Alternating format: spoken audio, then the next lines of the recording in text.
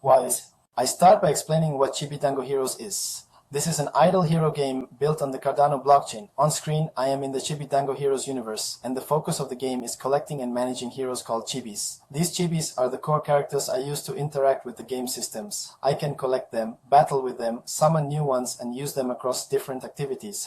As I move through the interface, I point out that the game is designed around progression over time rather than constant manual control. My heroes perform actions, complete battles, and bring back rewards like items and resources. These resources are then used for crafting, upgrading, and improving my overall setup. The game world is called the Chibiway Galaxy, and it is populated by different races, monsters, pets, and other creatures that I can either collect or fight against. I explained that owning chibis is essential because they are required to participate in gameplay activities. Without at least one chibi, I cannot enter battles or progress through adventures. Having more chibis allows me to form a full team, which increases efficiency when completing battles and collecting resources. Everything I do in the game revolves around managing these heroes and deciding how to use them. I also clarify that Chibidango Heroes uses a community-driven economy. Players are able to buy, sell, and trade chibis and resources with each other. The economy is not fixed.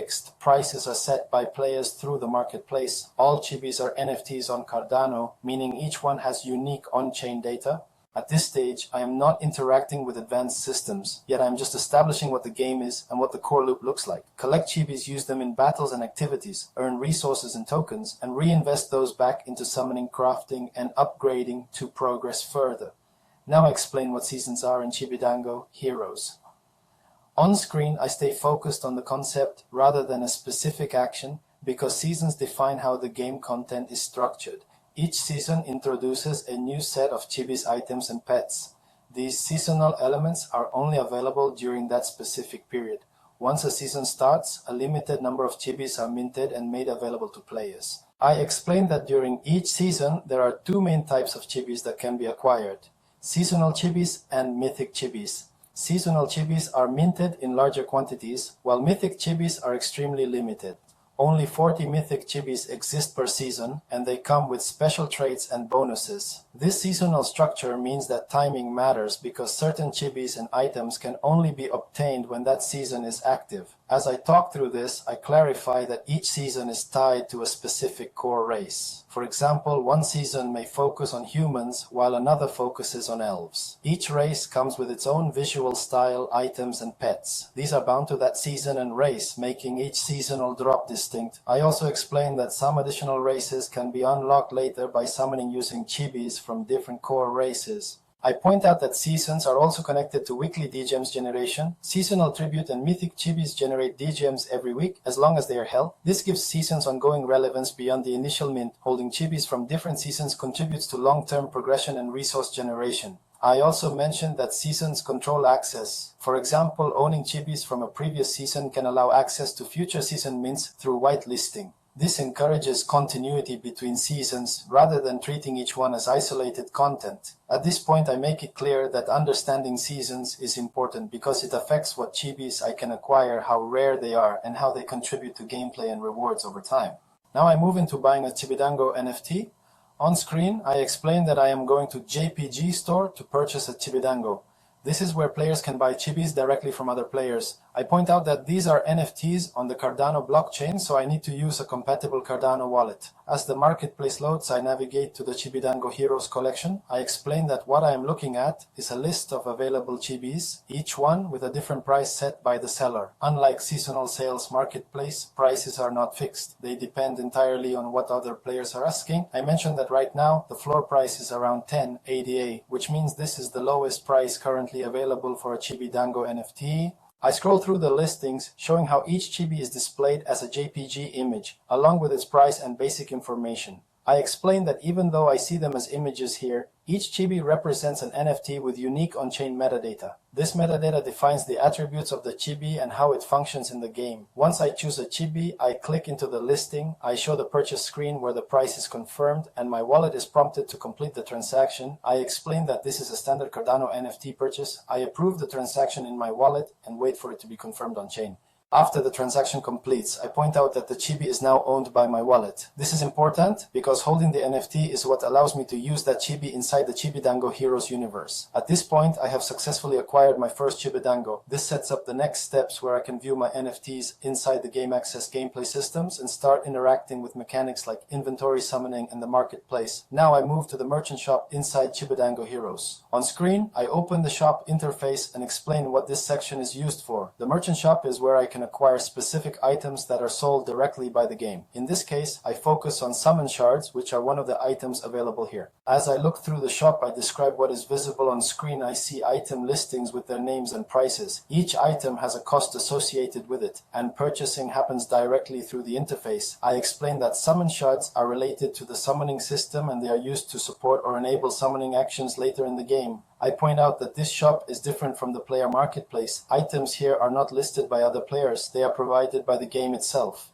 This means prices are fixed, and there is no negotiation or variation like in the marketplace. I navigate through the shop so viewers can clearly see where these items are located and how the interface is structured. As I hover over or select summon shards, I explain that these items are acquired before attempting summoning. This helps set expectations for the next steps where I will use my chibis together with summoning related items. I keep the explanation practical, focusing on what the shop does and why I am here right now. Now I go to the inventory. On screen, I open the inventory section and explain that this is where all my owned assets are displayed. This includes NFTs and other items connected to my account. As the inventory loads, I point out that I can clearly see the chibis I currently own. I explain that right now I have two NFTs visible in my inventory. Both of these are Chibidango Heroes. Each one is shown as an individual, Chibi confirming that they are connected to my wallet and available for use in gameplay. I describe how the inventory visually separates each NFT, making it easy to identify what I own and what can be used for different actions. As I scroll or move through the inventory, I clarify that having at least two chibis is important for upcoming mechanics. Specifically, summoning requires two chibis to be available.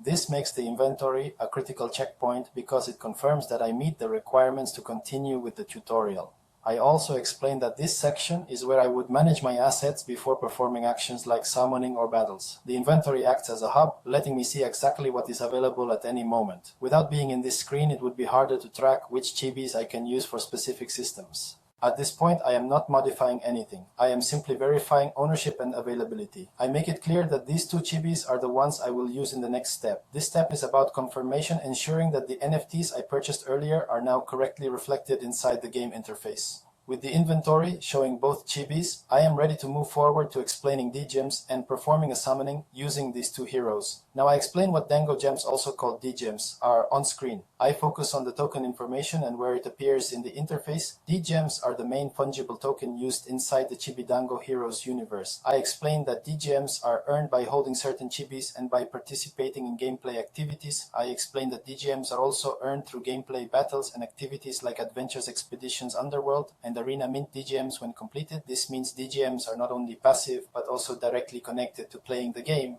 I emphasize that there was no initial sale or pre-mint for DGMs. All tokens are generated by players through ownership and gameplay. As I continue, I explain what DGMs are used for. DGMs are required for most core actions in the game. This includes summoning new chibis, crafting items, and upgrading heroes and equipment. When DGMs are spent, they are burned, which helps balance the total supply over time. I also mentioned that some gameplay features like daily quests require a one-time purchase to unlock. This purchase is paid in ADA and helps prevent bot activity. Once unlocked, daily quests become another way to earn DGMs through regular gameplay.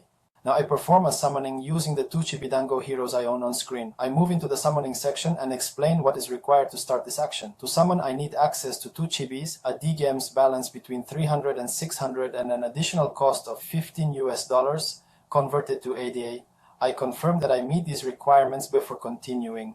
I select the summoning option and the interface prompts me to choose the two chibis that will perform the summoning. I pick the two chibis from my inventory, showing clearly that summon. Chibis themselves can be used for summoning, but they do not naturally have the summoning perk unless learned through items. In this case, the system allows the summoning process to proceed.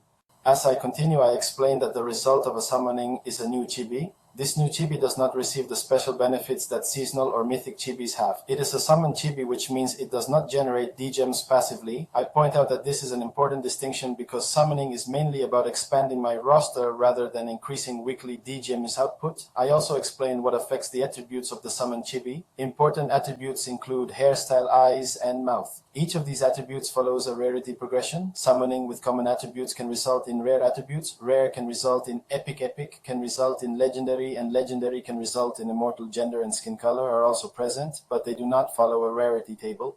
Now I go to the marketplace. On screen I open the Chibidango Heroes Marketplace and explain what this section is used for. This is where players can buy and sell chibis and accessories directly with each other. Everything listed here belongs to another player, not the game itself. As the marketplace loads, I describe what is visible. I see listings for chibis with prices set by sellers. Each listing shows the NFT image and the asking price in ADA. I explain that unlike seasonal sales or the merchant shop, prices here are not fixed. The seller decides how much they want for their chibi or item. I scroll through the listings to show how the marketplace is organized. I point out that this is the same place where I bought my chibi earlier, and it is also where I could sell chibis that I own. If I choose to selling means listing an NFT, setting a price, and waiting for another player to purchase it. 3.